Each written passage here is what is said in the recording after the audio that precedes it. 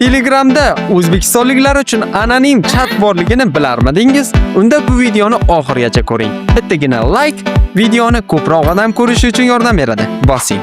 Xullas, masalan, ajoyib bir Telegram bot topib oldim. Yomon ekan bot degan bot ekan. Xullas, mana bu anonim chat degan funksiyasi bor ekan. Biz masalan xohlasak qizlar, xohlasak o'g'il bolalar, albatta yaxshi ma'noda yangi do'stlarni orttirsak bo'lar ekan. Qizlarni bossak, masalan, biz sal kutsak, birorta qiz bola bilan tushib qolishimiz mumkin ekan.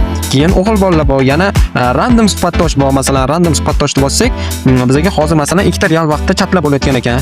Kelinglar, masalan, birorta bir random suhbatdosh orqali birorta do'st topishga urinib ko'raylik. Sal kutsak, o'zi bizga aniq chiqarib beradi odam.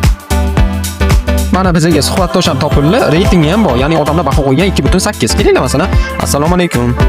Ismingiz nima deb, masalan, yangi do'stlarni orttirsak bo'ladi. Bizani yoshotganimizda hech kim ko'rmaydi, ular ham bizani tanimaydi. Bemalol anonim tarzda suhbatlashib, ayniqsa spam bo'lsanglar, yangi do'stlarni orttirib